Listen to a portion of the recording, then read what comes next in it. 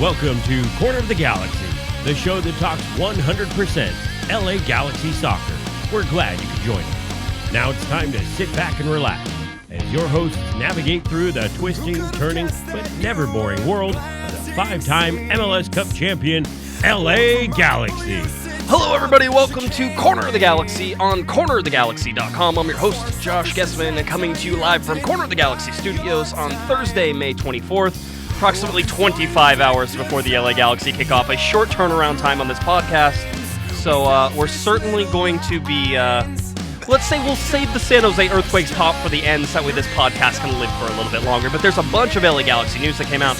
We're going to be talking about the Santos brothers, Geoff Cameron, Leighton Baines, and a whole bunch of other things, including Siggy Schmidt and David Bingham, and how they eventually fared with MLS and all that fun stuff. But before we get to any of that, let's make sure we check in with my wonderful co-host who's here in CoG Studios with me, Mr. Eric, the Hammer, the Portuguese Hammer. Vieira. Don't disparage João Pedro like that. I was going to say, we can't possibly. João Pedro making a comeback lately. Nice, yeah. You know? And even though I'm in studio, I promise you I will not slap you tonight. That's good. It's a guarantee. Thank you. I appreciate that. We'll see how this whole thing goes tonight. But yeah, a really quick turnaround for the Galaxy in terms of not just our podcast, but also just how the Galaxy are going to have to survive these quick number of games that they're playing here. Yeah, it's fast and furious. Yeah, what did we say? It's 5 games in 16 days. 5 games in 16 days coming up to start. That includes a U.S. Open Cup match that just got announced. We're going to talk a little bit about that.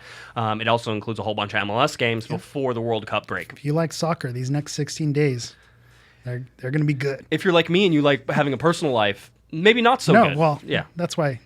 Yeah. That's why I get paid the big bucks? I was going to say it, and then I knew the rebuttal that I was going to get, so I held back. I understand. Well, very good. No, a lot of interesting things to go on with the Galaxy coming off the 1-0 win down to 10 men to Montreal. Win? Yeah, to the Montreal Impact. We talked a whole bunch about it on Monday, and we'll see, just what that means. I don't know that it means anything. I don't know. Maybe we found out, Eric, that the LA Galaxy are a better team without Zlatan Ibrahimovic. Yeah, that's what a lot of people are saying. Is this a blessing in disguise that Zlatan is gone? We have to remember that Zlatan did bring a lot to this team, and he was the frustration was building over that losing streak, and the red card was just the result of the boiling over of that frustration. Well, and he got his toe stomped too. Well, that shouldn't be overlooked. Absolutely, he got stepped on, and whether it's warranted or not, he probably should have known better. But it's also not uncharacteristic of Zlatan to do something like that. So it's not out of character. So the team did, rally around. They were, inspired. This team seems to do well when their back is against the wall. They perform better after being down a goal or, knowing that Zlatan is not coming on to save them. Maybe that's going to inspire them. But I saw a great tweet. It was at Gabe_Montoya 13. He said, "Remember last year when the Chicago game, we subbed Van Dam early, and then they rallied and they tied the game and they went on a little run. So just be careful. Turning point. Yeah, we know what happened last year when we had our turning point. So pump the brakes if you think this is the catalyst that's going to make the Galaxy play well. So pump the brakes a little bit, but on the same token, the Galaxy team was inspired in the second half. It seemed like there was some chemistry, some unity there. And there's that saying in sports, after you lose a tough game, you want to get back on the field as soon as possible. I think that kind of applies here because even though they won the game, I think they want to get on the field as quick as possible. This quick turnaround might not be detrimental because they want to keep this mojo going. No, I think you're possibly right. I mean, it's just I feel like they gained something out of that, but I don't know what it is. And that's what you're like. Okay, great, you beat a team down a man, which means basically you defended as a team, which is something they haven't done. So that's the positive part. But you could also say, look at Montreal and. Is it really impressive to shut out Montreal, given some of the chances that they were taking? They were sending them, deep into row Z. So I don't know that's necessarily a great thing that you held. I mean, good. You held a team that has poor attacking. You held them to no goals. You did what you're supposed to do. Do you know how to say Z in French? Because I was going to say Montreal. I don't know how to say it either. But it would have been really smart right there to insert that in. So I'm going to guess and say Z. Oh, whoa. I'm cultural. I bring culture to the show. That's Josh. why we have why you I'm on here. That's right. It's a romance language. Does certainly offset what I bring to this table. That's for sure. No, so the LA Galaxy, getting over the Montreal thing, but there's lots of rumors, and we're going to talk a whole bunch. I mean, this show is mostly rumors of what is going to have going on. One of the first rumors I want to get to, maybe the one that is the least further progressed along, is Leighton Baines wants to come to the LA Galaxy. This was something that eventually appeared in the Mirror. I think it was picked up from somewhere else even before that. Leighton Baines plays for Everton, left back for Everton, a guy who is 33 years old, coming towards the end of his career. Consistent at Everton. You knew what you were going to get every time Leighton Baines stepped on the field. So I could see why there might be interest in from the Galaxy. Yeah, you could understand it. There was talks maybe it was LAFC as well, so that's the other part about this. Mm-hmm. There's two Los Angeles. Which is always teams. interesting because now they just say Los Angeles and you have to kind of guess which where one they're going. Yeah. But so far the default has always been LA Galaxy whenever we see it. But no, I mean, so there's some to this. I'll tell you, it's backed off. It seems like in recent days he says he now wants to stay at Everton. I think they're expecting a new coach, and he wants to fight for a position with the new coach and blah blah blah blah blah. There was all this sort of thing that Everton might be willing to let him go on a free, which is why certainly MLS would be interested. And then the whole big issue that you have whenever you get into Leighton Baines is where would he play, because he's not going to play left back with Ashley Cole. Your captain is going to play there. So are you going to force him into playing right back, and you have a left back who's going to play right back? And especially when he's done that his entire career, that's been his position. That would be an awkward move. I mean, it's not that it can't be done. You might even consider, center back, but in, to the left, you could make that work. But then where Leighton Baines is effective is moving forward as well. So then you lose that aspect of him. So we'll see where things land. Yeah, it's not one that I have high on my list of things that are going to happen. At least not in my mind. It's not something I'm sitting there going, oh yeah, this is definitely one that makes a whole bunch of sense. I'll tell you what makes me want him is the fact that he wants to stay at Everton and fight for a spot, and the fact that he can win a spot in in a top league. I think that's the type of player you want, of course, on your team. Yeah, it's again, how much money does he want? Yeah. How does that fit into everything? And there's other rumors that talk about other defenders, so you have to, how does this all fit into different puzzle pieces?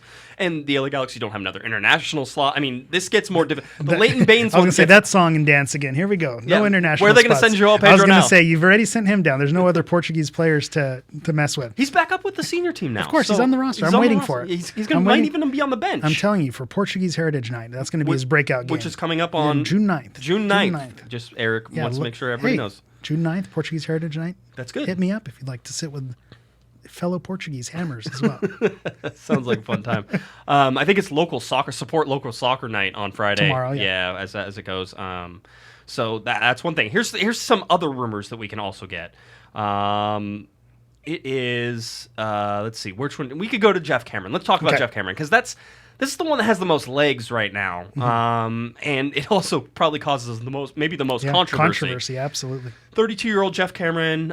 Stoke gets relegated in the English Premier League. He has a release contract or a release clause in his contract that says they have to sell him if somebody meets their price in the summer if they get relegated. That has happened in terms of they've gotten relegated. That's now usually in a lot of teams, in a lot of contracts when teams get relegated. Now, here's sort of the rub on that is who's going to pay a transfer fee for 32-year-old Geoff Cameron to come back to Major League Soccer? And then when he comes to Major League Soccer, he's going to be under the auspices of our favorite roster strategy, the allocation order, which the LA Galaxy Nice holds. use of the word auspices, by the way. You're welcome. Excellent. You're 6 welcome. points. So he'll be coming in the allocation order. LA Galaxy have the number one allocation order position right now, which puts them in a position to either control where Geoff Cameron goes. Yes. Well, they're the real winners here, because if they want Geoff Cameron, then they have the first spot to take him, and if they're able to work out all the details, then they could take him. If they don't want Geoff Cameron, then they can still get something out of the deal by dealing that number one allocation spot or doing something for another team who might want him. So, I think the Galaxy are in the driver's seat if they want Geoff Cameron or not. When you think about their needs, and, we have the highest paid defense in the league. That's, what I hear after being on this show a couple times. And I think he's an improvement on the defense. He's going to bring a center back. He could play defensive mid. I think his on the field efforts would benefit the Galaxy. Yeah, it's one and of then those if you want to talk off the field stuff, then that's a whole different animal. Before he even comes on, you have to understand he's saying he wants designated player money. Now, everybody freaks out when they hear that. Designated player money just means anything over $504,000. And to me, it's not the designated player money; it's the designated player spot. Right. That's where those are gold. It's not. That's not something that I would I don't. If you're going to bring Geoff Cameron in, he's not going to be a designated player on the Galaxy. Okay, there's 3 spots they're already taken. Regardless of what you do with them, you're spending big money on those. And Geoff Cameron's like a $600,000, $720,000 guy, $800,000 guy. That's what he looks like. So if you want to get Geoff Cameron, you can get him for quote unquote DP money. Again, DP money is anything over $504,000. Don't get confused with how that works. DP spots are a different sort of thing there. So you could get him on TAM. But where would you get that money? Because I would imagine right now the Galaxy are fairly tapped out. Yeah, I think they paid $1.5 million in TAM for a guy. I don't know if you heard of him, Swedish guy. A Swedish guy, yeah, maybe that guy who's not playing on Friday. No, and they also paid $1 million to a defender. So they're spending. We won't go there. Yeah, and they're spending $620,000 on another central defender. That's sort of where it goes, though. But at least they're paying dividends on the field, right? Yeah, of course. The league's most expensive defense. Everybody, I said that Montreal. Hey, they shut out Montreal. Yeah, Montreal had the worst defense in the league, and somebody goes, wait, I thought the Galaxy had the worst defense. I'm like, no, the Galaxy have the most expensive defense in the league, not the worst. Tomato. It's a little bit. There's not much difference there. But no, so you look at how the Galaxy are sort of setting this up, you would probably have to clear some spots. You would have to do something. Now, you don't need an international slot, so that's a plus for Geoff Cameron coming back. That's another thing that's like gold, yeah. And this does set you up going down the way a little bit. This sets you up for the years to come. Geoff Cameron being a center back for the next 3 years, realistically, and probably a top-level center back in Major League Soccer. I mean, he's good. And he can play right back. Remember, he plays right back plays right back. He can play in the midfield. He can play him anywhere. Utility guy. He's a utility guy. You can play him anywhere. He's a more expensive Dave Romney, basically. Wow. Dave Romney, you're welcome. Yes, that's right. So no, all those things. So that's where it's interesting. And if they were going to bring Geoff Cameron onto the team, they'd probably have to release Ciani. I mean, in my mind, that's what happens. You need $620,000 plus. You get rid of Ciani. That's the logical progression of events, especially again, just as the casual fan here, the rumor was with Zlatan coming in that it was possible that Ciani was going to be unloaded to unload that contract to open up an international spot. So if this is something that the Galaxy have already thought through before, then it's just a matter. Now we get a like for like, and then it makes that decision a lot easier. To push him out the door, unfortunately. Fortunately. It would make it a lot easier. It would be certainly something that you could see. People in the chat room disagree, saying we can't get Geoff Cameron as a non-DP. I would say at 32 years old, you could get him as a non-designated player. And if not, then he doesn't... Well, don't worry about it. If we get him, we get him. We don't, we don't. It's not really that big a deal. Now, off the field, though, this is the other part of this. We can't ignore it. Geoff Cameron has said bad things about Major League Soccer. He said bad things about the national team. Bad things U.S. Soccer. Bruce Arena in particular. Bruce and I don't think Bruce and Geoff get along great. He seems like not a hothead, but certainly not a guy who doesn't speak his mind, Geoff Cameron. Yeah. So he says it, and some of his things are like, hey, build a wall. Yeah. Trump, go ahead and do it. Yeah, I'm okay with that. And in Los Angeles, I don't know how well that would fly. And I mentioned on Twitter that I think Geoff Cameron would be a great addition to the Galaxy, but of course, there's some people kind of jumping back and saying, we don't want him on our team. He's a bigot. He's a racist. And it makes you, it's where do you draw the line as a fan? Or do you want on the field results and winning? Or do you want a likable guy? Do you want a guy who you support politically or socially, whatever their stance is? So fans fall in different camps in that regard. So it does make it interesting. And that it will definitely, be a topic of discussion if he does come. Well, you have to remember there was a guy who was on the team last year. And came and joined the league. His name was Jelle Van Dam. You may remember him. Yeah. And he had an incident with Gooch. Yeah. Yep. Mm-hmm. Gooch tends to have incidents with a lot of people, by the way. I'm just Zlatan, and I was like, that's fine. I understand and how it is. But yeah. So, but I think I would say to the average fan, they probably weren't aware of that Jelle with Jelle Van Dam. With that I think there were some people who even made the aha moment. Oh, that's right. He came from the club where Nguchi Onyewa was, and he's the guy who that stemmed from. So some people maybe didn't connect those dots, but with Geoff Cameron, if you follow American soccer, you know where he stands. I have pages of articles I've printed out about Geoff Cameron and things that he said and how he bashed MLS and how he basically says that if you don't go to Europe, that you're not really trying as a soccer player and all these other things, which He may not be wrong. Sometimes he's not wrong. Like, you can't throw everything Yeah. out. But, clearly the dude is a little unhinged, which, as a defender, I mean, they're right next to the goalkeepers. We all know goalkeepers are crazy, right? Absolutely. You need an unhinged defender. They chew aluminum cans, those goalkeepers. They do. Alexi Lawless says the greatest night of your life and the scariest night of your life is whenever you go out and party with a goalkeeper. Nice. So that's usually how And it coming works. from Alexi Lawless, that's probably a bold statement. You would think going out with Alexi would be the scariest night of your life, but hey, that's how it goes. Anyway, so Geoff Cameron to the Galaxy. I think it's interesting. I think it certainly fills a need, kind of almost regardless of where you put him. I mean, Rolf Felcher's coming back basically around the time the transfer window opens. Okay, that's what we're expecting anyway. Well, and we got to be careful with that too, because when they say, what was it, 6 to 8 weeks? It was 4 months. Or 4 months. Yeah. Well, like I said, 6 to 8 weeks. That's 4 months, right? I'm not the math guy. In Galaxy Land, yes, that is. That's how they did the But math. 4 months, sometimes when they say the dates of these injuries, it doesn't always line up. So if they say 4 months, is it really going to be 4 months? Maybe it is. And that'd be great if he comes back on schedule. But I don't know that you can guarantee, you can bank on him coming back on exactly that timeline. This is the thing Siggy Schmidt said about Rolf's injury, is that it's not precluding him from training in terms of, so he could stay fit. He can stay fit. He just can't do anything, which is good, like upper body with that pec side. So he can't do anything with that, but he can keep running. He can sort of do those things. So he should be able to stay fit. So him coming back is like, it's healed, go. Okay. That's what Siggy said. There won't be warm up time, but he still has to be healed. He still has to be healed, so you have to wait for that. So Rolf Felcher coming back. So does Geoff Cameron come in? If you bring him in, then he's a center back. He's next to Shelvik.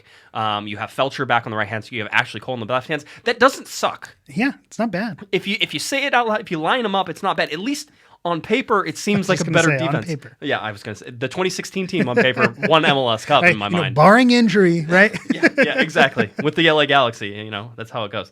Douglas in the chat room says if Cameron comes to Galaxy, I'll become an LAFC fan instead. See? I know. Well, that's what happens. Yeah, I know. Absolutely. I totally get that viewpoint. I'm not upset. I understand it. I get it. The whole thing makes 100% sense. Yeah. But in terms of team-wise, if the Galaxy got Geoff Cameron, it's not a horrible idea in terms of the soccer that's played. PR-wise, have at it. You can argue that to the cows come home, and I would probably agree with you in some ways. Yeah. Maybe he's a distraction. We talk about Siggy Schmidt, and people have questioned whether or not he can handle Zlatan Ibrahimovic. Mm-hmm. Can he handle Geoff Cameron? Another personality. I mean, it continues to be this ratcheted effect on Siggy Schmidt, and I've said it publicly, I've said it a bunch of times. I'm not sure that this team understands what Siggy Schmidt's trying to ask him to do, and I'm not sure Siggy Schmidt has a plan of what he's trying to ask these guys to do. So getting Geoff Cameron doesn't help you if you don't have a game plan. Yeah. There's a clip going around of the LA Galaxy trying to play out of the back of the field, which is pretty spectacular. It's pretty horrific. 12 to 15 seconds. Only saved by Dave Romney tracking all the way back and kicking the ball out of bounds. By the way, Dave Romney. He's the hero. He's the hero. We don't don't deserve him. He should be playing striker. I'm telling you, he's got a deadly touch up front.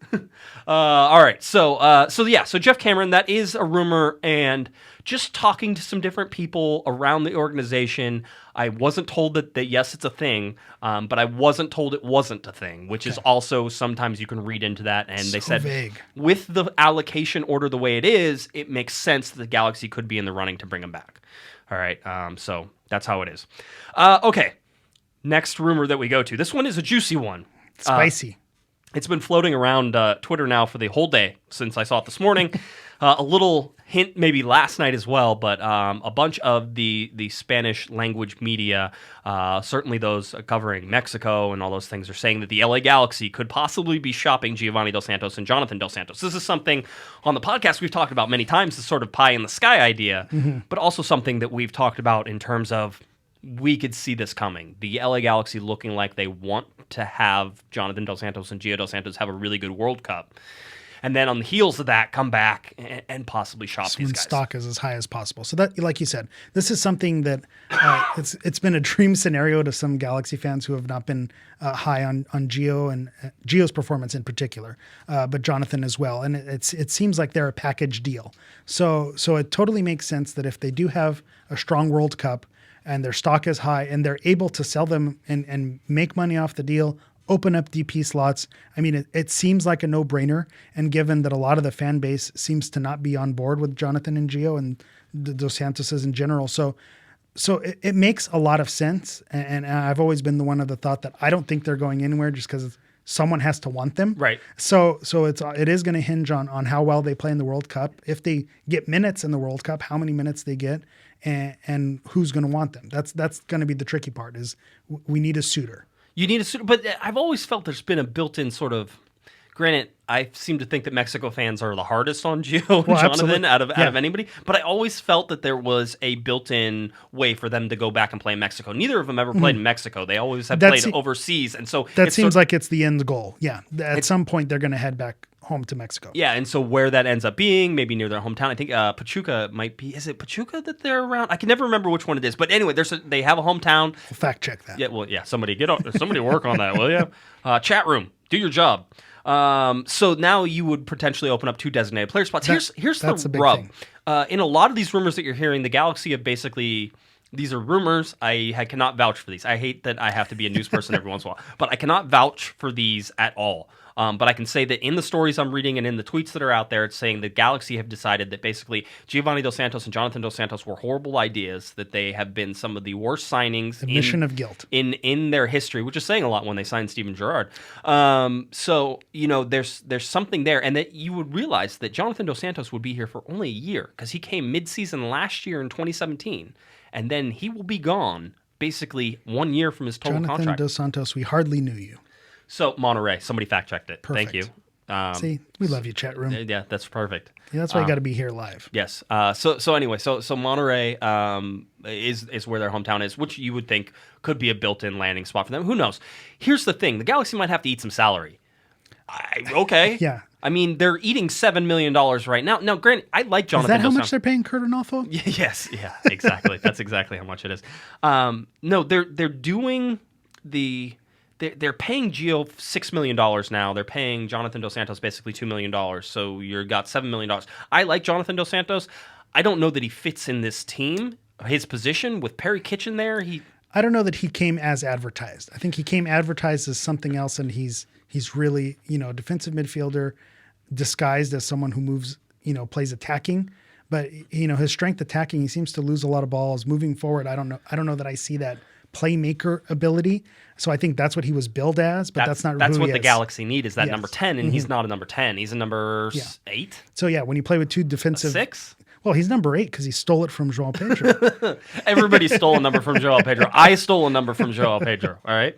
Dude's going to have to wear another number by the end of this year. I'm guaranteeing it. Somebody's going to want 88. Well, he's going to be 888 by the time we work our way down. They have to keep adding another 8. When he goes to Liga MX. No, so whenever it all happens and how it's interesting to see this, but you're going to have to move them both. I've always said that, and I think that the Galaxy are an admission point here that Giovanni Dos Santos doesn't fit the way that they want to build this team. That makes sense because anytime you have Zlatan and Kamara on the field, where do you play Gio? That becomes where does Gio play? Where does Gio play? That's the age-old question. If someone could figure that out, then they're going to have a very successful team, but no one's figured that out yet. If they eat some salary on this, which they may have to eat $5-6 million. I mean, there's 2 years left, maybe a year left on both these deals. I can't remember exactly where it is, but there's some time.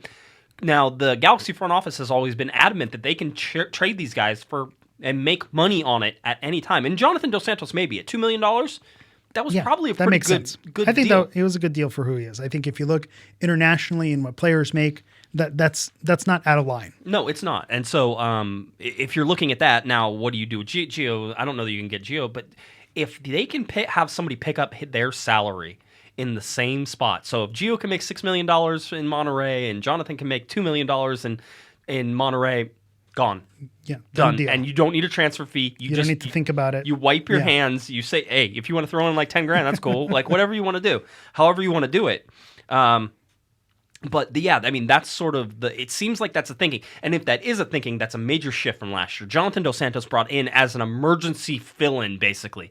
I think they were trying to get Zlatan Ibrahimovic. It's almost, bringing in Jonathan was almost an admission that we're doing something wrong. They didn't get who they wanted to go after. I mean, I've talked to plenty of people about that, and I think that there were targets last year during the summer that they didn't get, and their fallback position was to bring in Jonathan Dos Santos. So the panic move was to do that. They got him, and now they have to deal with the Dos Santos brothers being in a large control of 2/3 of the Galaxy's designated player spots, and they get to do whatever they want to do. And I've said it, and I think the perception on this podcast has been that those guys have been milking it getting to this World Cup. Yeah. I don't know if I mentioned this. I've probably mentioned this to everyone else who I've talked to, but I might as well get it recorded on mic here. If you want to put on your tinfoil hats, I think at some point, Juan Carlos Osorio shook the hand with Papa dos Santos and said, they are going to the World Cup, barring they're healthy. So they have done everything in their power to avoid playing, to avoid pushing it, so they can be healthy and they're going to World Cup. Because if you look at how they've been performing, I don't know that warrants a call up to a team that's bringing players to a World Cup. But obviously they must know something we don't know. So it seems like there's some type of deal. Something's been worked out. The Flaming Hot Cheetos endorsement has been, they're banking on that.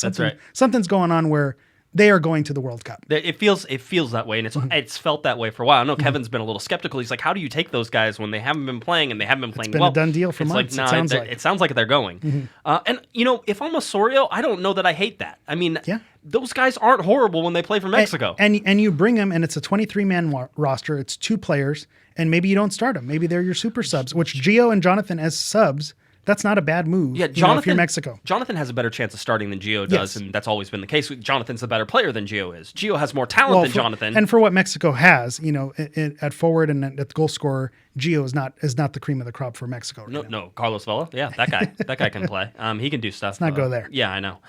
So that's where it is right now. I think that it makes sense. It's stuff that we've been speculating about, and whenever that all comes together, you always have to put this through. What does it look like in your eyes? And you have to say, yeah, it makes some sense. With the LA Galaxy having 2 open designated player spots, let the shopping begin. Yeah. And that now let the dreams go. Yeah, yeah, and quite honestly, it could even go into the Geoff Cameron thing. If he's really going to be brought in as a designated player, and you're going to play, I mean, okay, then you're telling you still have see, and that's the thing. If you get rid of both Dos Santos brothers, then you have 2 spots. If you give Geoff Cameron one of those, almost like a throw him a bone type of deal, you still have 1 DP slot to go big on. To get your number 10 playmaker, because you have Ola Kamara. You have Zlatan Ibrahimovic. You need a 10. You find a 10, you're good, and you can almost waste a spot on a Now listen, I don't like Geoff Cameron as a designated player. I don't like that deal, okay? So in my mind, I don't do that deal. Yes. I stick with the defense I have, quite honestly, and I spend it on maybe... well, see, that's the whole thing. The Galaxy are so stacked at midfield, right? And but not at the right type of midfield. But they only need 1, right? You can't go out and get 2 number 10s, right? Because you can't play them both at the same time. Because that's 20, and that doesn't make any sense. Yeah, no number 20s don't work. So I think that if you go out and get a number 10, where do you spend that other designated player spot? Do you wait? And do you hold it? Because... I think that's the move. You use it on if you're not going to give it to Geoff Cameron, and we're being presumptuous here on him possibly taking that spot or not taking that spot, you get that playmaker, you get that 10, you make the big splash, and then you have a DP in your pocket, because all the other players around them are not DPs, but they seem to be making the appropriate wage for what they do. Defense probably being the exception there. But so I don't think you need to make another move with the team that they have. So you hold on to that until someone who's worthy becomes available. Here's my thing though. I'm anti, and this has been since I started in 2009, I'm anti-defensive designated player. And you're already spending $1.6 million on the defense right now. Spend some more and a DP slot. Well, 1.6, 1.8 whenever you figure in Rolf Felcher. I mean, and then Ashley Cole, so it goes up over $3 million, like on a starting back line, really, whenever you put Felcher, Cole, Ciani, and Shelvik in there. I don't like it, and I don't know the Geoff Cameron. I feel like you can get Geoff Cameron for like $620. That's my whole argument. That's the dream. If you can get Geoff Cameron not as DP, then you have 2 slots and you're dancing. I wonder if you get Geoff Cameron as a designated player, you pay him $620,000 in the designated player, then you buy him down like next season in order to open up his spot. Too much math, Josh. I was told there would be no math. Somebody says, get Cosmo. He's not a racist and does not hate the MLS. This is true. Yeah, Cosmo's not racist. I've been pushing for Cosmo to start in the midfield. I've heard he could pull the strings. He'll bring tacos to the game. I think that's the wise move. So my dad walked into my office and sometimes what you need is sitting right in front of you the whole time. Sometimes it's right there. And that's what you need. My dad walks in the office and he sees with a Cosmo bobblehead that says tacos on it. He's like, why does Cosmo have a taco sign? I'm like, don't you know Cosmo loves tacos. He's like, what do you mean? I'm like, I find it hard sometimes to understand that people outside of the galaxy don't understand that our space alien, who is from another world and is here to take care of the galaxy and to guide them, loves tacos. Yeah, when you land in Los Angeles, that's what happens. Yeah. So anyway, so that's something. You know, Cosmo tangent I was not expecting, but I'm pleasantly surprised that I'm here for this. It's right. You show up for the hard facts, you get Cosmo. Toyer Toe in the chat room. I don't know how to spell. Maybe we're just going to go with that. You know who you are. Yeah, it says, if you're searching for designated players, a name that you could possibly bring up as a playmaker, a number 10, is a guy who the Galaxy faced last week who was apparently on the chopping block in Piatti. I love watching that man play. Don't hate it. I would gladly pay him $2 million. I'll give him the Jonah salary to come in and be the number 10. And it seems like Montreal, for whatever reason, is going to move him. And for those of you we need a South American, we need to stop going the European route. Here's your Argentinian, the guy from Argentina. There you go. You get one. You get a South American flavor. Flavor. That's right. No, you could do it. Oh, there it is. We see it's already happening. I was wondering when you guys were going to call. Let's see here and see if we can get it to work. Let's see. Oh, I probably hit the wrong button on that one. All right. Thanks for calling. See you next week. Yeah, exactly. So anyway, if you get Piatti, if you bring him in, if you're that guy, that's not horrible. No, I'd love that. That's a cheap designated player. Yeah. That's somebody, again, chat room, look up. How much is Piatti making in MLS? Because I like that you have minions now. Look up the salary. Do this for me. Find the bylaws. I used to do this all by myself. I don't need to do that anymore. But You've changed, Josh. I have. I'm delegating. That's what you have to do. But no. So anyway, that's sort of where you look at this. So Geoff Cameron, Giovanni Dos Santos, Leighton Baines, all these things sort of fall into each other. So we'll see how that all goes. Somebody's saying Iniesta. Hey, why not? Of course. As long as China has money, we're not sniffing him. But we'll see. No, it's not happening. Anyway, so that's where you sit with the LA Galaxy right now in terms of just the rumors that are going around, lots of player movement, and of course, I should also say and preface all of this that it's getting close to silly season again, and especially after the World Cup is over, things are going to go nuts. So with silly season, the Galaxy are going to be involved in lots of rumors. We'll try to do everybody do that. People are saying maybe you could get Omar Gonzalez back. I'm anti Omar Gonzalez, and everybody knows that. So whatever. We won't do that song and dance. Yeah, we don't need to do it. $4.7 million. Thanks, Matt. $4.7 million for Piatti. Would I pay 4.6? Yes, I would for Ignacio Piatti. Yes, I would. And pair him with Zlatan Ibrahimovic. And to go back to Cosmo, you have tacos, and then you have Nacho. I mean, it just makes sense. It makes a ton. That makes a lot of sense. That's right. That's how it works. There used to be Nacho Maganto. Yeah. Okay. What happened to him? Yeah. Where are they now? I still follow him on Twitter. Every once in a while, I'll see something like a tweet of him playing somewhere from something. I went to a game where he scored a goal, and I was impressed. That was the one. That was the one. That was how it works. All right. LA Galaxy news now. Something that just came out today. Actually, a bunch of stuff that sort of just came out today. LA Galaxy to host FC Golden State Force in the fourth round of the 2018 Lamar Hunt U.S. Open Cup. This is where the LA Galaxy will enter the U.S. Open Cup competition fourth round this year. This game will be played on Wednesday, June 6, 7:30 p.m. at the StubHub Center Track and Field Stadium. If you are a 2018 LA Galaxy season ticket holder, you have tickets to this game. So you can go to this game, which I would suggest that you do. This is one of those games that the Galaxy should be easily able to defeat an amateur team in FC Golden State Force. You got it. Yeah. That's it. Whatever. It's one of those places that has 7 names again. So again, it should be one of those things that should work for the Galaxy. Yeah. And they should be able to start, maybe even see Efren Alvarez come up to the senior team. I think if you're a betting man, and those of you who have been wanting to see Efren Alvarez, especially with the success that he's had for Los Dos and in USL the past few weeks, there are a lot of people clamoring to see him get first team minutes. And again, he is a first team player. So I think this is the opportunity where you're going to see him. It's against an amateur opponent. Right. It's still technically the first team.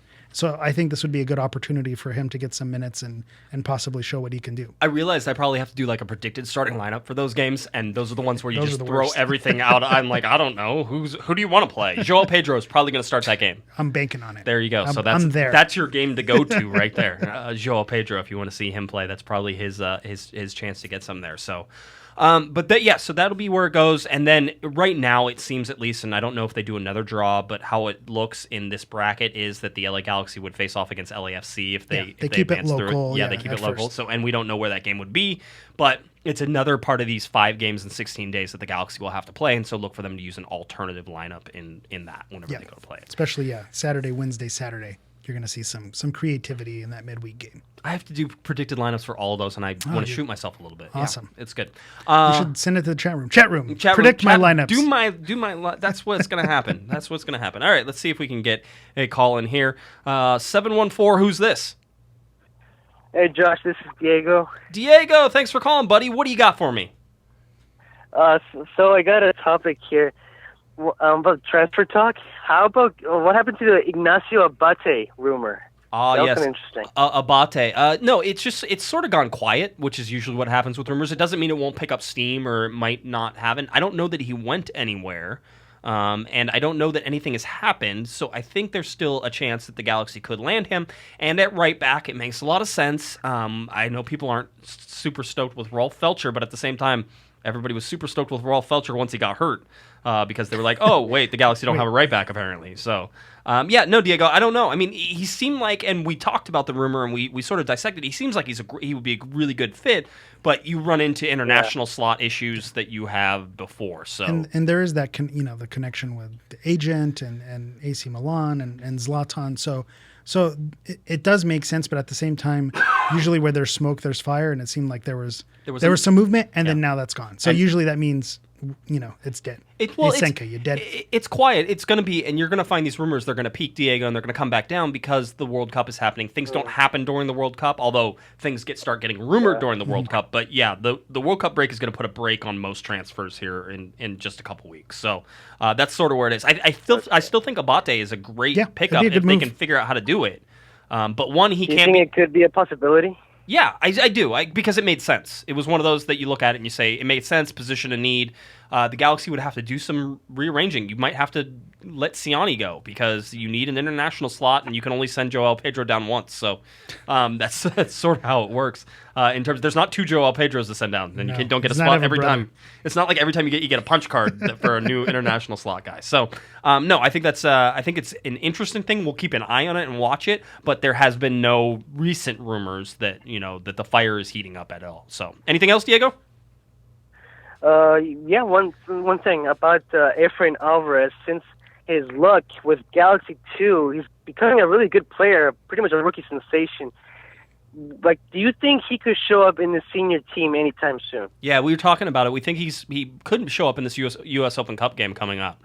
That would be a realistic first-team appearance. Granted, he'd be playing with like a B team or a C team. And it'd be against a Los Dos caliber opponent. Maybe even lower because they're an amateur side. Yeah, so but they did beat a USL team. But I will tell you that usually what happens in the U.S. Open Cup, because they use alternative lineups, is they like to stick those alternative lineups together over and over again. So you could see him play against maybe LAFC if they advance. Yeah, and LAFC has to get past their opponent as well in order to make that happen as well. So, but yeah, that seems like it's a possibility, and I think it might be smart if the Galaxy do start to give Efrain Alvarez some time. And something that some people are clamoring with, especially when the Galaxy was on their losing streak, that Alvarez should be playing, he's scoring goals, he should be starting, and I think we need to pump the brakes a little bit there. He is still 15. And that's someone who you don't want to break when you put them in the lineup. You want to ease them in and maybe get 10-15 minutes here, bring him in flashes and use him that way. But I don't think he shouldn't be starting and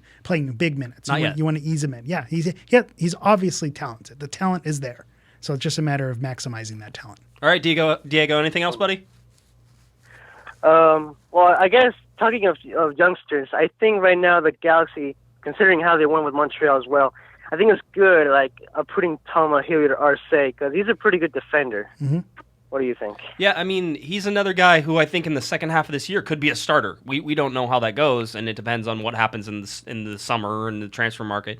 And to go back with your Abate rumor, if Abate comes and you need to get rid of Ciani, Stairs and Hilliard Arce, they can get some serious minutes, and Hilliard Arce seems to have it. He's going to be our center back of the future. So I think that's a solid move if they have to shift things around. Awesome, Diego. We thank you for the call, sir. We appreciate it very much. If anybody else wants to get in here before we close things down, you certainly can. 714. That's not the Don't number. give out Diego's number. Yeah, I was gonna say I'm not gonna do that. Everybody call Diego if you want to get on the show. It's got to be telephone. He's got to have one ear, and he has to relay all the messages. 949-734-4217 is the call-in number before we get done. So we talked about the U.S. Open Cup game. The other news, MLS and its infinite wisdom decided to finally issue those fines to Siggy Schmidt and David Bingham for, I keep wanting to say David Beckham every single time. It's the royal weddings in your head. It's the royal weddings in my head, clearly. Somebody said, how, if you were Prince Harry, do you invite a man that good looking to your own wedding? That guy is bringing too much fire. Speaking of David Beckham. Well, not David Beckham. That's exactly why you That's invite why him. you do it? Yeah. I don't know, man. Like, don't you want to be the best looking guy at your wedding? Do you really want David Beckham to show up? You can't get mad at He's David. like a silver fox now. The dude Yeah. is ridiculous. I don't know. Whatever. It's just my man crush showing through. That's not anything else. It's for a different show. It's for a different show. MLS Commissioner Don Garber has issued an undisclosed fine to LA Galaxy head coach Siggy Schmidt and to goalkeeper David Bingham for their public criticisms of the officials following the Galaxy's match against the New York Red Bulls back on April 28th. So certainly took them a long time to sort of figure out. Like, it's undisclosed to us, but you know who it's been disclosed to? Ashley Cole. Ashley Cole, yeah. Ashley Cole's like, how much do I have to pay for this stuff? Is it straight out of my pocket? Do you think he just Venmos like David Bingham? Yeah, like, he has a payment plan. He just goes, Yeah, it only allows a certain max at a time. So yeah, give me a few weeks to deliver this Venmo payment. We think that the fines are like a couple $1,000s. That seems to be, and those fines go towards charity, I believe, whenever all this stuff goes. Oh, that's so good. it's not like, I think maybe the MLS Foundation gets the money and they could do money with it. So that's not horrible, but I think maybe Ashley Cole might be fronting David Bingham's portion of it and has already put the Venmo request on there. He said it out loud. It's That's recorded. Right. All right, 424, who's this? Hey, Josh, this is Hugh. Hey, Hugh, what's up, buddy? Just listening to the show, and I got to say, I was on last week, and I had some negative things to say about Alessandrini, and I heard from people. People reached out to me, and they treated me like I was a blasphemer, or if I had committed a crime, or Yes. I was a fake Galaxy fan. So I thought this week I would continue the unpopular opinions, because after this last weekend's game, before that, I was convinced we were going to have a bad season. But after that game, I'm like 100% sure. convinced that we are a terrible team and we're going to have a really, really bad season, possibly as bad as last year's, because that Montreal team was just terrible. Yes. Terrible, terrible team, and we were just right there, just as bad. And honestly, it has to be a whole lineup of drastic changes in order to change the outlook of this team. I don't see that happening. Do you think that there's starting with Hugh? Do you think there is not enough talent on this team? listen, the team is poorly constructed. I didn't ask that. I didn't ask that. I asked if there's enough. If this team is lacking talent. I think the talent is there, but honestly, things from the very top have to change, and the ownership, I don't think they're in an urgency to change anything, because hey, they're selling out the StubHub every week, and I'm sure the jersey sales are amazing. So I don't think they see the urgency in maybe, putting some fire under some chairs. And then you go down to the management. I don't think they have any urgency at all, because doing drastic things would mean admitting defeat, admitting that they messed up yet again. I was going to say, again is the They're important part probably of not that. going to roll any heads. Right. No, So you're then, right. Sure. No, you're right. You're right on this, Hugh. I mean, you're not wrong in terms of where the Galaxy are. Kevin explained it well in one of our Monday shows when he said that the Galaxy are going to be hesitant to ship Siggy Schmidt out because they probably pulled the trigger too soon on Cardinalfo. And because they pulled the trigger too soon on Cardinalfo, they're going to be extra lenient with Siggy Schmidt. And because you don't want to be the general manager / the president who has fired 2 coaches, because now there's something else that's wrong. You got it wrong twice. You're allowed to get it wrong once. You're not allowed to get it wrong twice. And so I think that's the big issue right now with the Galaxy, is that if they're wrong again, which I tend to agree with you, I think a coaching change would help this team dramatically. Because the talent is there. Because the talent is there. That's the whole thing. And I agree with you as well that you say it is poorly constructed team. I agree.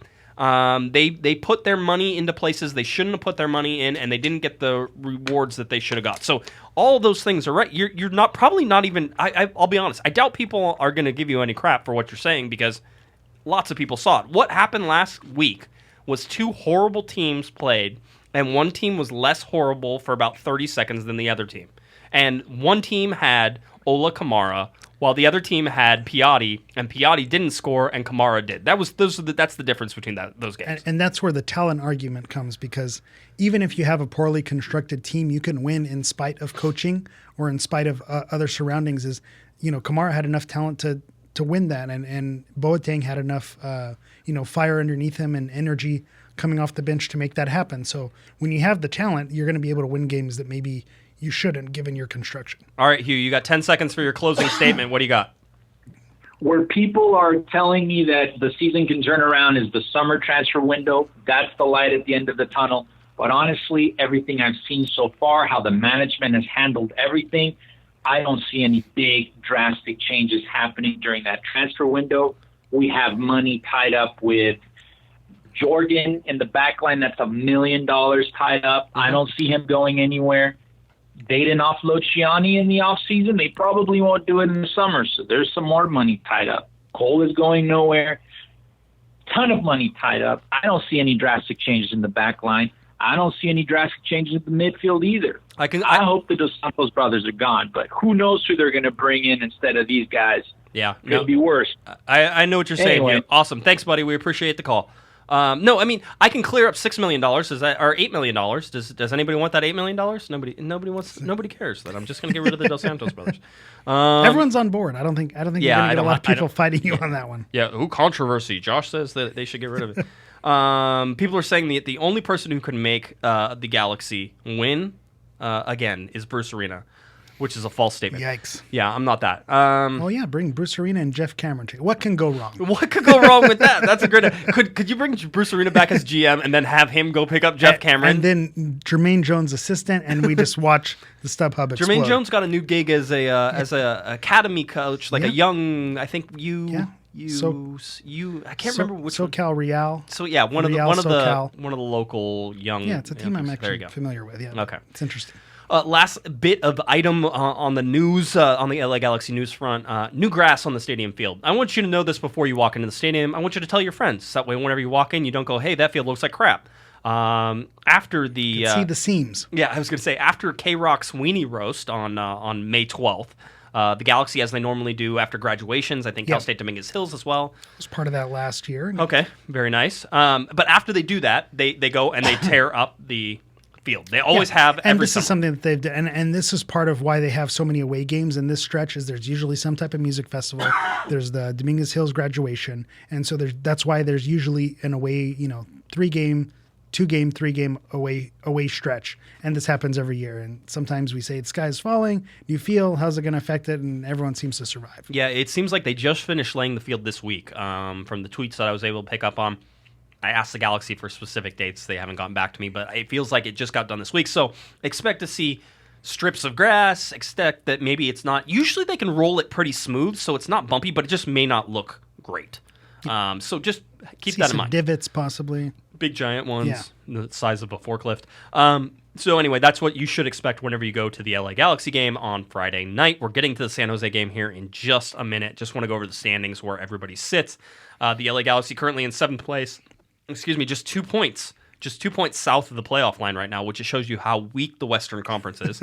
And in a good position, quite honestly, against San Jose. A team that is quite honestly horrible. Maybe worse than Montreal, quite honestly, whenever you look at it. But sitting 10th are the San Jose Earthquakes in the Western Conference.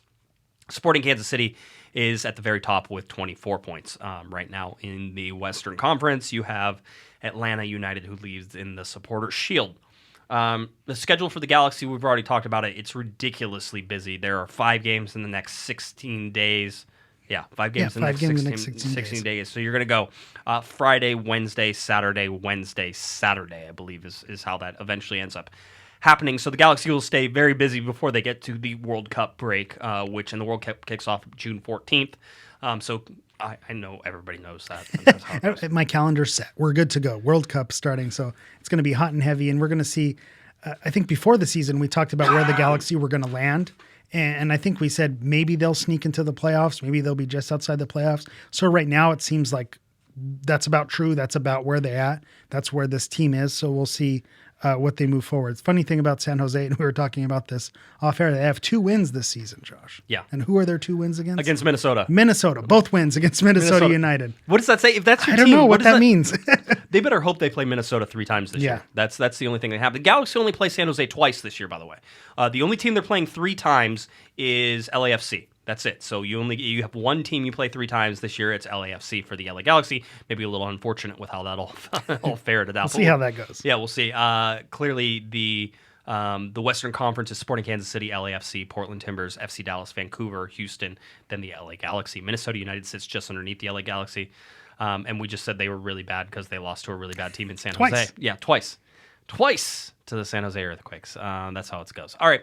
The LA Galaxy getting ready to kick off against the San Jose Earthquakes. It's an 8 p.m. kickoff time on Friday, May 25th. If this game has already happened because this podcast comes out so close, you can turn it off for the rest of the time. It's only San Jose talk for the rest of this. But or find out if we were right. Yeah, you don't know. See how good we are. We could be really good. Or don't. No, just shut it off.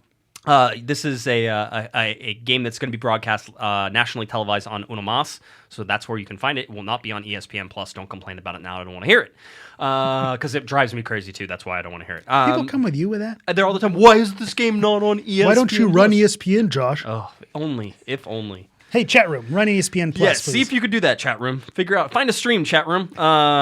So right now, suspension Zlatan Ibrahimovic is not going to be playing with a red card. We are assuming right now, without the disciplinary committee issuing anything, and they'll have to do it before he plays against FC Dallas, that it's simply a 1-game suspension. It feels like a 1-game suspension. It doesn't feel like there's anything else. He kind of just slapped him. I mean, If you agree that he got the yellow card and the step was intentional, right, then I think 1 game's fair. Right. If you feel like it wasn't intentional, it was out of nowhere, then maybe they tack on an extra game. But I think the way MLS is, and we know how important Zlatan is to the league, I doubt they give him an extra game. And he doesn't have, despite the fact of having way more red cards in actual games than Nigel de Jong ever had in his entire career, he does not have the same reputation as Nigel de Jong in terms of the bans, although he has been banned so many times in so many leagues. Yeah, whenever you're known for karate kicking people in training, that's fine. You're usually fine. A bad sign. No, you're fine. Perry Kitchen. I said this last week. I swear, I think I dreamed up a yellow card for Perry Kitchen like in the previous week game against FC Dallas, and apparently there wasn't one. So, but Perry Kitchen did pick up a yellow card in Montreal, and so now he's on yellow card warning. So if he picks up a yellow card, then he will miss the FC Dallas game, which is coming up the following Wednesday. So this is the quick turnaround stuff. The LA Galaxy 4-6-1, 13 points, 11 games played.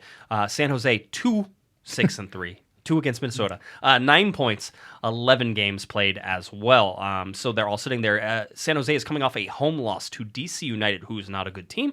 Although they seem to be picking it up a little bit and playing a little bit better as of late, they are at the bottom of the Eastern Conference. So but the Eastern Conference is a good conference. That's the difference between the Eastern.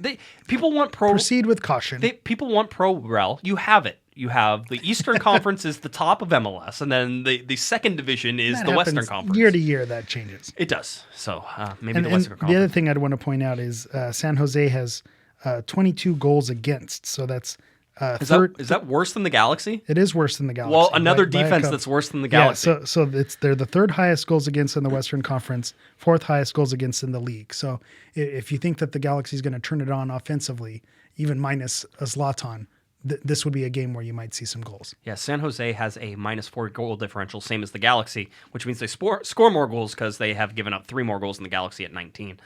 Let's see, 1-3-2 on the road so far. It's a Cali-Clasico game. This is the 83rd meeting between these two teams, and the Galaxy hold a 30, 22, and 14 overall record on them. First meeting was back in April 28th of 1996, just to sort of throw it. San Jose clash. Ooh, fun, good times. Yellow jerseys. And then their team disappeared and went to Houston, and that's the Houston done. And then they got another one because everybody felt bad for them, and they put out the world's crappiest burn on the Galaxy today. I don't know if you saw it on Twitter.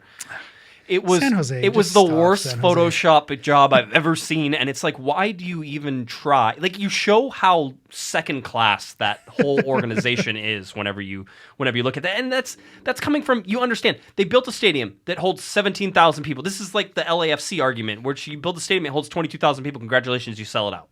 right? It's like, oh, okay, that's great. You did draw. San Jose builds a 17,000 seat stadium. Now they don't never play the Galaxy there because they like to cash in when everybody wants to see the Galaxy play. Especially, with Zlatan coming, expect Stanford Stadium. Yeah, it'll be Stanford, right? And the Galaxy don't play at Avaya at all this year. And whenever they go up and play against San Jose, so you see that it's just everything they do is just sort of like, oh, we're not quite there. We're still, MLS 2.0. Granted, the Galaxy may still be MLS 2.0. I don't know. But they're not level. They're not on level terms, and they like to pretend every once in a while, and then they show how they're not on level terms whenever they try to, compete with that. So yeah, and that's something we were discussing off air as well, is this rivalry, especially with our new neighbors in town, is this still a thing? Yeah. And I think it's always going to be a thing. It's always been there. It's going to continue to be there. Maybe it's lost a little bit, and because there's a little more heat on the other side of town, but this is still a rivalry game. It's an old rivalry game. They're different in terms of how you view them, but you have David Bingham, who was not happy with how he left San Jose. That's going to be a nice storyline. He's going to be upset. I don't know what you can do as a goalkeeper to be really upset, but maybe he'll have another shutout. You can do that if you really I'm okay with that. Dom Kinnear, not happy with how he left San Jose, now an assistant LA Galaxy coach. There are some ties here, and David Bingham said, and he tried to say it as nicely as he could, he goes, this is a team, basically, I'll paraphrase, this is a team we should beat, and we should keep them down, and we should keep them back down in the bottom of the Western Conference where they belong. Nice. That's where, and I was like, David Bingham, good job. That was a nice statement. I'm inviting him to my wedding. Okay, good. That's David Bingham? David Bingham, not David Beckham. Not David Beckham. You just get him crossed. I understand. That's fine. It's like, oh, I'm sorry, David Bingham. We meant David Beckham. This is a huge mix-up. I'm so sorry. No, you can't come in. No hors d'oeuvres for you. No, we're letting him in. You're letting David Bingham in? After those comments. That's what I'm saying. I'm inviting him in after that. It's your wedding. He's whatever family. you want to do. I'm pretty sure you're married. Again, I'm married. But so, yeah, but still. If you haven't done a second wedding like me, everybody's allowed two. Oh, is that how it works? Yeah, that's how it Okay. works. As my wife, my current wife says. I should probably preface. My current wife says 2 is enough, and that's it. But she's only fair. had 1, so I'm a little nervous about how that works. So anyway, that's where we go. San Jose Earthquakes, this game is going to be interesting. They are led in goals right now. Danny Hoesen. 6 goals, 2 game-winning goals. Yeah. If San Jose is going to pose any threat at all, it's going to be through Hoesen, because it seems like, with the stats, I've looking up shots on goal and shots in general, they really don't rank high at all in the league. Hoesen, I think, is 7th he's 8th in the league for goals. So he's higher than anyone the Galaxy has. But at the same time, if you can shut him down, you basically shut down San Jose. Yeah, you can do that. Another guy you sort of have to keep an eye on is Magnus Eriksson, because he hasn't scored a lot, but he is a busy player out there. He draws attention. You're going to want to keep an eye on here. And I will say Magnus Eriksson and then Florian Jungwirth. Those are 2 great names. I don't like you, San Jose, but those are solid names. Those aren't too bad. But again, got blown out 3-1 at home. Basically, all 3 of those goals came. They were losing 3-0 before they got basically a consolation goal there at the end. So San Jose not playing well. This is a team the LA Galaxy should beat. This should be a win. This is a win. If you look at it now, you have to throw out the fact it's a rivalry game. So rivalry games, anything can happen, right? Yeah. So throw that out. But if you're just putting this on its merits, the Galaxy win this game. Again, on paper, barring injury. As long as the Dos Santos... and we should point out, Giovanni Dos Santos should be available for this game. He has been training with the Galaxy the whole time. So how he fits in, we'll see. But the Galaxy can go back to their 4-2-3-1. Yeah, their pre-Zlatan when they had Kamara and Gio up top. We'll see. I don't know what Gio's health is. I don't know if he's going to start or if they're going to bring him in off the bench. So we'll see how he plays a role in here. But we should be seeing Gio in this game. You should be seeing Gio in this game. You should be seeing a lineup that includes somebody at right back. I would imagine they're going to play someone at right back. Again, that's why you make the big bucks. Somebody's going to play right back. You heard it here first. There's a big question whether you roll Emre Clemente back out. He didn't have a great game. He said he didn't have a great game. It's funny. I was on the Emre Clemente train. Of course, everybody's on a train when they haven't seen a guy play. Exactly. Right? They're like, we want to. You see it in NFL all the time. And then I saw him, and I get why maybe there was some hesitation there. He got his drawers pulled down a couple times. Yeah. Yeah, and so maybe he'll learn from that. Maybe he'll improve. But yeah, it was a little sketchy out there for him. So we'll see. We'll see where that lands. I personally think they're going to go back to Dave Romney in that position, just in terms of Ashley Cole. Well, they got to score their goals to get Dave Romney on the field. They have to do it. Dave Romney is probably the Galaxy's best player. DR4. If we're not, I'm sure. Wait till the hate mail comes in. I'm like, relax, chill out. It was a joke. I'm standing by it. Come at me. I'm glad. Come at at GIS Hammer. All right, on Twitter. You can yell at him all you want. But you get Ashley Cole back, so you should have a back line Romney, Siani, Shelvick, Cole. So you're I feel like they could contain Danny Hosen and Chris Wondolowski. You get Perry Kitchen. You get Jonathan Dos Santos. You get Sebastian Lletget in there. You get Roman Alessandrini, and you get somebody else. It's probably Ima Boateng, and maybe you move Lletget into the attacking. That would make sense. The center attacking mid role. Maybe Lletget comes back and plays next to Perry Kitchen again, and maybe Jonathan Dos Santos pushes up into that role. However that happens, those are the players that are going to be in that mix. And maybe There's it's your cast of characters. And maybe it's Pontius, because I've seen this happen. And Pontius comes in, and Pontius plays on the right-hand side. They push Roman over to the left-hand. There's tons of things you could do in terms, but those are the players that are sort of going to be there. Don't expect anything very different from what we've seen. Yeah, I don't think we're going to see drastic roster moves here. No, and then Ola Kamara patrols up top. I mean, you got to. 4 goals in 4 games. The guy is... So there's a train I'm going to keep riding. That guy's a man. I will say it every podcast until it is no longer true. The LA Galaxy don't deserve Ola Kamara. They're lucky to have him. Absolutely. Ola Kamara is a Thoughts gift and prayers from the gods. Yeah, exactly. However it happened, the LA Galaxy landed Ola Kamara. And for all those people saying, oh, well, Giassi Zardes has 8 goals and he's over there. Kamara's only 3 goals back now. Just give him some time, okay? Give him some time. And I'm happy for Giassi needed to change the scenery. It wasn't going to happen here. Yes. It wasn't going to happen in LA. Be leading scorer for the Los Angeles Galaxy if he were still on this team. They're asking in the chat room, how many goals will VAR take away from us in this game? That's a good question. That's a good over-under. I will put the we're over-under. We're at 1 per game. We're got to be hovering around that I'm going to say 0.90. 1.5. Is it over or under 1.5 for the number of goals VAR will take away? Well, you have to take the under. Really? I think you take the under. Because they could still take away a goal. Chat room vote, over or under 1.5 do you take for VAR goals that will take away? So I think you set the line wrong. You set the line at 1/2. No, I think that's perfect. Because if you're under, you're saying it's going to happen once. Yeah. I think there's a really good possibility that it could be 2. Well, okay, 2 in the game. 1 from the Galaxy, 1 from San Jose. We'll see how it goes. Anyway, you can hit us up on Twitter at Galaxy Podcast if you want to do that. I will be at the game on Friday night. I will be there, so I hope to see everybody there, and hopefully we'll see there, wearing your Galaxy, your Corner of the Galaxy stuff, wear your shirts. I'll be seeing you at halftime again. If you ever want to meet me at halftime, the top of section 108 at the bottom of the press box stairs. That is where I will be, and I'll be more than happy to say hello. You do have to fight the crowds, though. I mean, the people are just running at halftime to go see Josh. Usually it's for Adam Serrano. I was going to say he's the big cheese around there. I just pick up. Yeah, the but he doesn't mix with the people. He doesn't mix with the commoners like you do. I am a commoner. That is what I am. That is absolutely it. So I'm sure I will see there. I'll be wearing my boat shoes. I'm sure. Nice. I have Vans now. I'm stepping it up. Okay, I have boat shoes on now. Boat shoes, no socks is a solid look. That's shorts whenever you can do it. Do the Taylor Twelman with the tie and shorts and the shoes and that's how it works. All right, LA Galaxy face off against the San Jose Earthquakes again on Friday night. You're probably listening to this as you go up if you're not listening to us live. Enjoy it. It's an 8 p.m. kickoff time. It's a nationally televised game. Friday Night Lights. Expect that it's not going to kick off right at 8 p.m., but get there early because traffic and Memorial Day weekend and everything else that is... Yeah, I'm curious to see how that's going to play out in the stadium because it could be it's Memorial Day weekend, it's on a Friday, everyone's going to show up to kick it off, or it could be it's Memorial Day weekend. Everybody's gone. Everyone's got other plans, so we'll see how it looks. According to San Jose, Zlatan's not there, so everybody's ripping up their tickets and not showing up. Just a bunch. It's just so amateur. Home, I think FC Golden State Force. I'm all in on FC club Golden State soccer. Force. They beat Las Vegas Lights and the Llamas. They kept us from getting to see Freddie Adu play for the Las Vegas Lights against the LA Galaxy. That is a travesty on its own. And that's why we have to beat him into the ground when they come to town. That sounds great. Remember the last time I think the LA Galaxy did was that when they played like the Santa Ana Winds or something like that they struggled, or no, it was what was the name of that La Maquina? La Maquina, yep. Right. And they played them, and it's they almost lost that game last time they did it. So yeah, absolutely, that's where it goes. So Galaxy again face off against San Jose Earthquakes. Hope to see everybody there. Eric, is there anything else that you want to get to before we get out of here? No, I think expect the Galaxy to win. They should win this game. Hopefully, for those of you who thought Montreal was a turning point, hopefully they continue that momentum and keep it going. Yeah, it'll be interesting to see. It's interesting to see for sure. Why don't you tell people where they can find you? You can find me on Twitter at GISHammer. You could also hear me on the Guys in Shorts Sports Los Angeles podcast.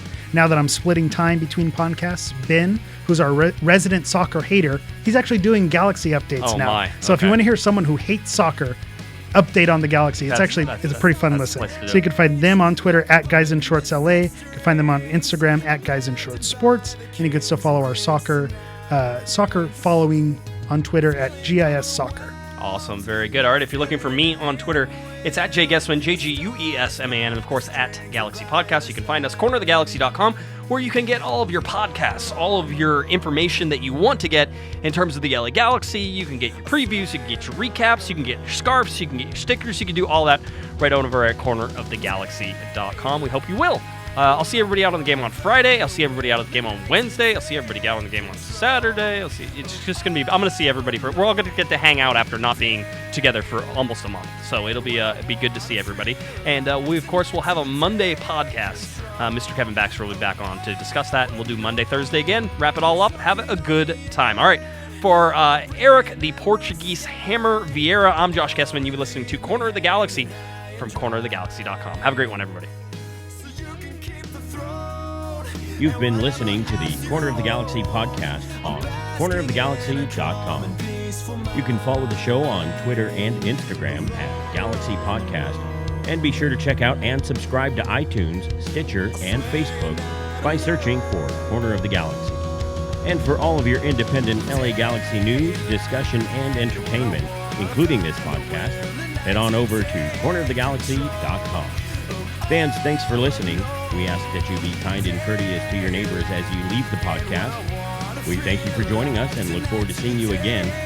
Until then, I'm Michael Araujo, and on behalf of the entire Corner of the Galaxy crew, goodbye, everybody.